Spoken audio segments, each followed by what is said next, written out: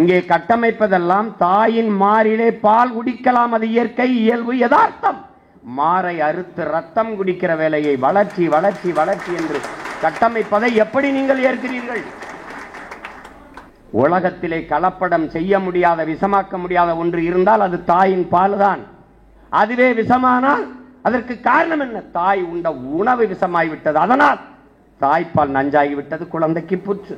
இந்த அனல் மின்சார விரிவாக்கம், இந்த உலர் சாம்பல், இதுவெல்லாம் பாதுகாப்பானதுதான். அதையும் தாண்டி வேலை வாய்ப்பு, சம்பளம் தான் முக்கியம் என்றால், கருத்து சொல்கிற பெருமக்களே, உங்கள் வீட்டை அந்த அனல் மின் நிலையத்துக்கு அருகில் கட்டிக்கொள்ளுங்கள். நீங்கள் வாழ்கிற வாழ்விடத்தில் எங்களுக்கு வீடை கொடுங்கள், வேற ஒன்றும் இல்லை. நீங்கள் இன்னும் எவ்வளவு வேண்டுமானாலும் நீட்டிப்பு செய்யுங்கள், என்ன வேணாலும்.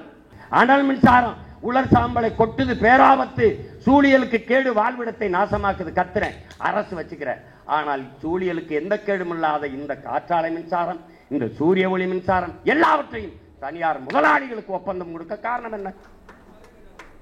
ஏன் காற்றாலை மின்சாரத்தை அரசு செய்வதில்லை? ஏன் சூரிய ஒளி மின்சாரத்தை அரசு செய்வதில்லை? யாராவது பதில் சொல்லு.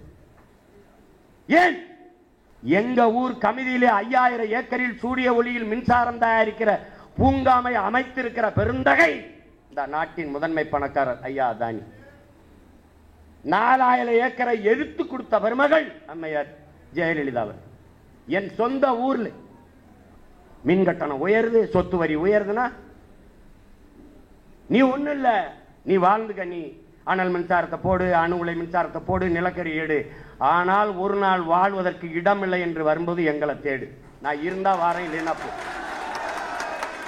நீங்கள் துணியை துவைத்து காய போட்டால் அந்த துணியின் நிறம் என்னவாக இருக்கிறது என்று பார்ப்போம். நான் ஒரு கருப்பு வண்ணத்தில் மகிழ் உண்டு வைத்திருக்கிறேன், அங்கே சென்று விட்டு திரும்புகிறேன், அது என்ன வண்ணத்தில் மாறுகிறது என்று பார்ப்போம். நீர், உணவு, சுவாசிக்கும் காற்று எல்லாம் நஞ்சாகிவிட்ட பிறகு விளக்கை வைத்துக் கொண்டு, வெளிச்சத்தை வைத்துக் கொண்டு என்ன செய்வீர்கள்? பிணைத்து வைத்து அழலாம். வேற என்ன செய்வீர்கள்? நாட்டின் வளர்ச்சி, வேலை வாய்ப்பு என்று சொல்லித்தான் கொண்டு வரப்பட்டது. ஆனால் ஒவ்வொன்றும் சொல்லப்படுகிற போது வளர்ச்சி, வேலை வாய்ப்பு, வளர்ச்சி, வேலை வாய்ப்பு, இந்த வார்த்தைகள் கேட்கிற போது மிகவும் இனிப்பாக, தித்திப்பாக இருக்கு. மின்சாரம் இல்லாமல் எப்படி வாழ்வது? மின்சாரம் இல்லாமல் எப்படி நாடு வளரும்? அதெல்லாம் சரிதான். ஆனால் அதை உற்பத்தி செய்வதற்கு, மின் தேவையை நிறைவு செய்வதற்கு நிலக்கரி மின் உற்பத்தியும், அணு உலை மின் உற்பத்தியும், இந்த அனல் மின் உற்பத்தியும் தான் இருக்கிறது. வேற வழியே இல்லை என்றால் அதை பற்றி யோசிக்கலாம். உலகத்தில் பாதுகாப்பான அணு என்ற ஒன்றே கிடையாது. இதை அணு விஞ்ஞானிகளே சொல்லுகிறார்கள். அணு குண்டு மேலே அமர்வதும் அணு உலைக்கு அருகிலே குடியிருப்பதும் இரண்டும் ஒன்றுதான் என்று அணு விஞ்ஞானிகளே சொல்லுகிறார்கள். அதை அனுமதித்தோம்.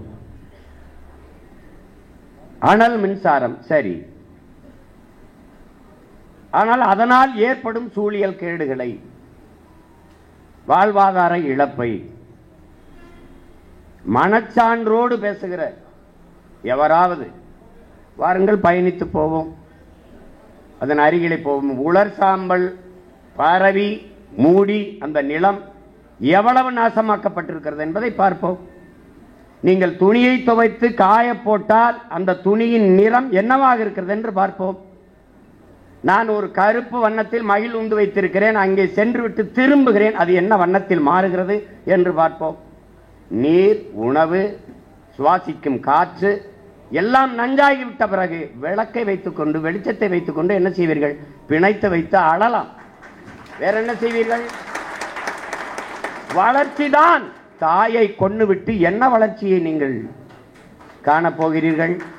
இங்கே கட்டமைப்பதெல்லாம் தாயின் மாறிலே பால் குடிக்கலாம், அது இயற்கை, இயல்பு, யதார்த்தம். மாறை அறுத்து ரத்தம் குடிக்கிற வேலையை வளர்ச்சி வளர்ச்சி வளர்ச்சி என்று கட்டமைப்பதை எப்படி நீங்கள் ஏற்கிறீர்கள்? இதுவே அதிகம் என்றால் இன்னும் பேசுகிற எல்லாருமே சொல்கிறார்கள் வேலை வாய்ப்பு, வேலை வாய்ப்பு, வளர்ச்சி. வேலைக்கு என்ன கிடைக்கும்? பல தொழிற்சாலைகள் இங்கு அப்படித்தான் கொண்டு வரப்பட்டது. இந்த நாடெங்கிலுமே எல்லாமே பிடித்தான். வளர்ச்சி, வேலை வாய்ப்பு, வேலை வாய்ப்பு, வேலை வாய்ப்பு. வேலைக்கு என்ன? சம்பளம். சம்பளத்தை வைத்துக் கொண்டு என்ன செய்யலாம்? 3 வேளை பசியாமல் சாப்பிடலாம். சாப்பாடு எங்கிருந்து வரும்? அதுதான் கேள்வி. சாப்பாடு எங்கிருந்து வரும்? குடிக்கிற நீர் விஷமாகி போன பிறகு, உண்கிற உணவு விஷமாகி போன பிறகு, சுவாசிக்கிற காற்று நஞ்சாகி போன பிறகு வாழ்வதெப்படி? 100 பேரில் மரணம், 99 பேர் 90 பேர் புற்றுநோய் மரணம். காரணம் என்ன? 3 வயது குழந்தைக்கு புற்றுநோய் வர காரணம் என்ன? மது அருந்தினாலா, புகைத்தாலா, பான்பராக்கு, பீடா, குட்கா போட்டாலா? இல்லை, தாய்ப்பாலை உண்டால். தாய்ப்பாலில் இருந்து எப்படி புற்றுநோய் பரவியது?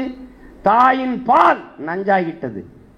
உலகத்திலே கலப்படம் செய்ய முடியாத, விஷமாக்க முடியாத ஒன்று இருந்தால் அது தாயின் பால் தான். அதுவே விஷமானால் அதற்கு காரணம் என்ன? தாய் உண்ட உணவு விஷமாகிவிட்டது. அதனால் தாய்ப்பால் நஞ்சாகிவிட்டது, குழந்தைக்கு புற்று. வாங்க புற்றுநோய் மருத்துவமனைக்கு போலாம்.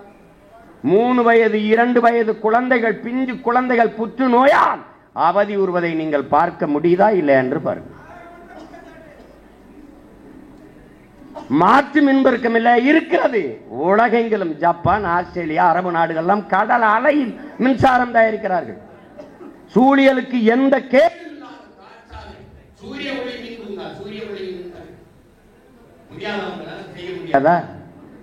செய்ய முடியாதா?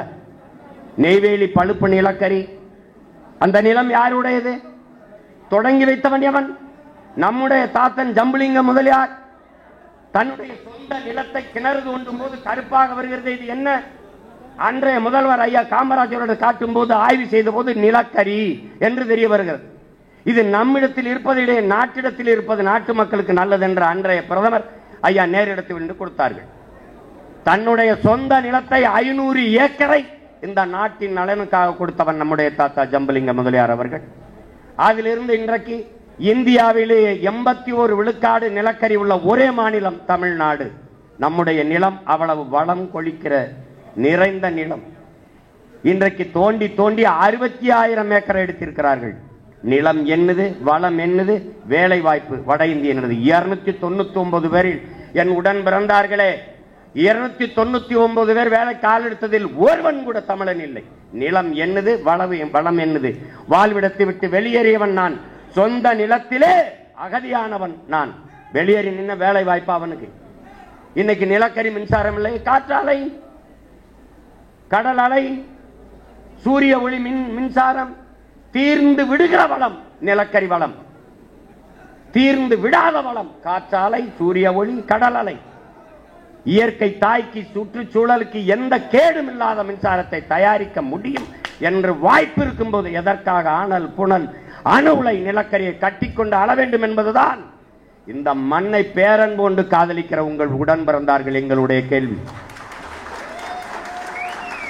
இந்த அனல் மின்சார நிலையம் நீட்டிக்கப்பட வேண்டும் என்று விரும்புகிற பெருமக்களை நான் ஒன்றே ஒன்று வேண்டி கேட்டுக்கொள்கிறேன். இந்த அனல் மின்சார விரிவாக்கம், இந்த உலர் சாம்பல், இதுவெல்லாம் பாதுகாப்பானதுதான். அதையும் தாண்டி வேலை வாய்ப்பு, சம்பளம் தான் முக்கியம் என்றால், கருத்து சொல்கிற பெருமக்களே, உங்கள் வீட்டை அந்த அனல் மின் நிலையத்துக்கு அருகில் கட்டிக்கொள்ளுங்கள். நீங்கள் வாழ்கிற வாழ்விடத்தில் எங்களுக்கு வீடை கொடுங்கள். வேற ஒன்றும் இல்லை. நீங்கள் இன்னும் எவ்வளவு வேண்டுமானாலும் நீட்டிப்பு செய்யுங்கள், என்ன வேணாலும். இந்த நாட்டில் போல அறிவார்ந்த என் தம்பி தங்கைகளே, உங்களுக்காகத்தான் உங்கள் அண்ணன் பேசினேன். எனக்கு ஒண்ணும் கிடையாது. ஒன்ன கவனி, நீ இருக்கிற மீனம்பாக்கம் விண்ணூர்தி நிலையத்திலே பறக்க பிளைட் கிடையாது. பறக்க ஒரு வண்டி இண்டிகோவை தவிர வண்டி கிடையாது. பிறகு எதற்கு 5000 ஏக்கர்ல விளைநிலத்தை பறித்து ஏர்போர்ட் கட்ட வேண்டும்? யாராவது ஒருவன் சிந்தி. இருக்கிற வாவு சிதம்பரனார் நம் பாட்டனுடைய பெயரில் இருக்கிற துறைமுகத்திலும், தாத்தா காமராஜ் பெயரில் இருக்கிற துறைமுகத்திலும் 40-50 விழுக்காடுகள் தான் வேலை நடக்கிறது. எந்த கப்பல் சரக்கை இறக்காமல் தவித்துக் கொண்டு நிற்கிறது, எந்த சரக்கு ஏற்றுமதி செய்ய முடியாமல் தவித்துக் கொண்டிருக்கிறது. பிறகு எதற்காக 6111 ஏக்கரிலே காட்டுப்பள்ளியிலே துறைமுகம் என்று அறிவார்ந்த தம்பி தங்கைகள் கேளுங்கள். எதற்காக? யாருடைய வளர்ச்சிக்காக? அந்த துறைமுகத்தை 6111 ஏக்கர்ல கட்ட போறவர் யார்? அதானி. ஒரு தனிப்பட்ட முதலாளியின் வளர்ச்சியை ஒட்டுமொத்த நாட்டு மக்களின் வளர்ச்சி என்று கட்டமைப்பதை எப்படி நீங்கள் ஏற்கிறீர்கள்? எப்படி ஏற்கிறீர்கள்? ஒரு முதலாளி வளர்ந்தால் நாடு மக்களும் வளரும் என்பதை எப்படி நம்புகிறீர்கள்? 80 கோடி ஏழை மக்கள் என்று இந்த நாட்டை ஆளுகிற அமைச்சர் பெருமக்கள், மாண்புமிகு அம்மையார் நிதியமைச்சர் நிர்மலா சீதாராமன் சொல்கிறார், 80 கோடி ஏழைகளுக்கு 5 கிலோ அரிசியும் 2 கிலோ பருப்பும் கொடுத்தோம் என்று. கொரோனா நேரத்தில் 80 கோடி ஏழை, 28 விழுக்காடு இரவு உணவில்லாமல் உறங்க செல்கிற மக்கள், பல கோடிக்கணக்கான பச்சிளம் குழந்தைகள் பசியோடு படுக்க செல்கிறார்கள். என் அன்பு உடன் பிறந்தவனே, பல கோடிக்கணக்கான குழந்தைகள். இந்த வளர்ச்சியை சொல்கிற பெருமக்கள், இரவு உணவில்லாமல் என் நாட்டு குடிமக்கள் உறங்க செல்ல மாட்டார்கள், பசி இல்லாத பச்சிளங்குழந்தைகள் படுக்க செல்வார்கள் என்ற உறுதியை தர முடியும் என்றால் நீங்க எத்தனை அணு உலையும் கட்டுங்கள், எவ்வளவு அனல் மின் நிலையத்தையும் கொண்டு வாருங்கள், ஒரு பிரச்சனையும் இல்லை, ஒண்ணும் இல்லை, மாற்றே இல்லையே. வேற எப்படி மின்சாரம்? உங்களிடத்திலே கேட்கிறேன், அணு உலை கண்டுபிடிக்கப்பட்டது மின்சார உற்பத்திக்காகவா, இல்ல மின்சாரம் கண்டுபிடிக்கப்பட்டது அணு உலையாலையா? சொல்லுங்க நீங்க. எங்க விளைநிலங்களை பறித்துத்தான் சூரிய ஒளி தகடுகள் போடுவார்கள் இவர்களால். ஏன் டிவைடர்ல போட முடியாதா? அரசு கட்டிடங்களில் மேற்கூரையில் போட முடியாதா? ஏன் இந்த கட்டிடத்தின் மேற்கூரையிலோட போட முடியாதா? விளைநிலத்திற்கு பயன்படாத இடங்களெல்லாம் இந்த சூரிய ஒளி தகடை போட முடியாதா? உலகத்தில் பிரிட்டலை பாருங்கள், கடலுக்குள்ள இருந்து 100 அடியில காற்றாலை மின்சாரம், எந்த தடையும் இல்லாமல் காற்று வீசிக்கொண்டே இருக்கிறது, அங்கிருந்து மின்சாரம் தயாரிக்க முடியாதா? எத்தனை பாலைவனம், இந்த பாலைவனங்கள், தார் பாலைவனம், ராஜஸ்தான், இந்த பாலைவனங்களில் எல்லாம் 365 நாளில் 300 நாட்கள் மேக தடையின்றி சூரிய ஒளி கிடைக்கிறது. அங்க சூரிய ஒளி தகடை போடு. யார் கேட்டா? யார் கேட்டா? அந்த தகடை கழுவ தண்ணி தானே, கடல் நீரை சுத்திகரித்து குடிக்க கொடுக்கிற நீ அந்த தகடை கழுவ தண்ணியை நீ கொண்டு போக முடியாதா? கொண்டு போக முடியாதா? விளைநிலத்தை பறிச்சுதான் சூரிய ஒளியில் மின்புங்க அமைப்பியா? அதான் அந்த விளை நிலத்துலதான் காற்றாலை மின்சாரமா? அறிவார்ந்த தம்பி தங்கைகளே, அனல் மின்சாரம் சூரியலுக்கு கேடு, அரசிடத்தில் இருக்கும். அணு உலை சூரிய சூழ்நிலைக்கு கேடு, வெடித்தால் வாழவே முடியாது. இங்க பார், போர் நடந்து பேரழிவு நடந்த பிறகு கூட மக்களை குடியேற்றி விட முடியும். ஆனால் அணு உலை, இந்த நிலக்கரி இதெல்லாம் எடுத்த இடத்தில், நிலக்கரி அணு உலை வெடித்த இடத்தில் மக்களை மறுபடி குடியேற்ற முடியாது. இதை நல்லா கவனிச்சுக்க. நீ வச்சிருக்கியே இந்த இடிந்த கரையில் அணு உலை, செர்னோபிலில் 1986 வெடித்தது. 1 லட்சம் ஆண்டுக்கு இதன் பக்கத்தில் வராது என்று எழுதி வச்சு விட்டு போய்விட்டார்கள். இந்த புகுஷிமால வெடித்தது, அந்த பக்கத்தில் பல ஆயிரம் கிலோமீட்டர் தூரத்தில் மேய்கிற பன்னியின் கரியில கதிர் வச்சிருக்கின்றான். நீ எதை நினைச்சு, நீ எதை பத்தி கவலைப்படுற? நீ அந்த அணு உலை வெடிச்சது. அது இந்த அணு உலை, ஆபத்தான அணு உலை இங்க இந்த நம்ம நாட்டுக்கு வந்தது. கேரளாவில் அணு உலை கொண்டு வந்தார்கள். என் உடன் பிறந்தவனே, கேரளாவில் அணு உலை வரக்கூடாது என்று எதிர்த்தவர்கள் இந்த நாட்டை ஆளுகிற கம்யூனிஸ்டுகள், அந்த நாட்டை ஆளுகிற காங்கிரஸ் கட்சி. ஏன்? அவன் ஒரே வார்த்தை சொன்னான், நான் வெளிச்சத்தில் வாழ்வதை விடவும் உயிரோட வாழ்வது முதன்மையானது. அதனால இங்க வரல. ஆனால் இந்த நிலத்தில் நட்ட இந்த அணு உலை மின்சாரம் ஆபத்தானது. நான் கத்துறேன், ஏன் நீ அரசு வச்சுக்கிற? அனல் மின்சாரம் உலர் சாம்பலை கொட்டுது, பேராபத்து, சூழியலுக்கு கேடு, வாழ்விடத்தை நாசமாக்குது. கத்துறேன், அரசு வச்சுக்கிற. ஆனால் சூழியலுக்கு எந்த கேடும் இல்லாத இந்த காற்றாலை மின்சாரம், இந்த சூரிய ஒளி மின்சாரம் எல்லாவற்றையும் தனியார் முதலாளிகளுக்கு ஒப்பந்தம் கொடுக்க காரணம் என்ன? ஏன் காற்றாலை மின்சாரத்தை அரசு செய்வதில்லை? ஏன் சூரிய ஒளி மின்சாரத்தை அரசு செய்வதில்லை? யாராவது பதில் சொல்லு. ஏன்?